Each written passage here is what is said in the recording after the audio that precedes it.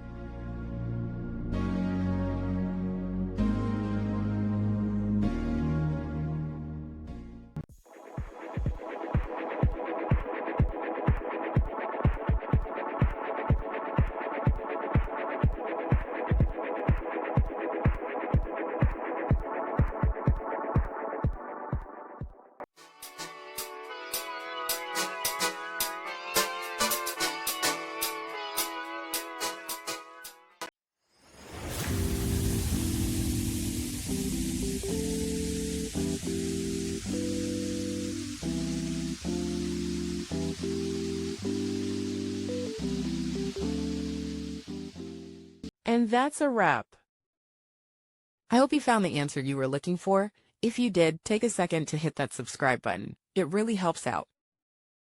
And let me know in the comments which solution worked best for you.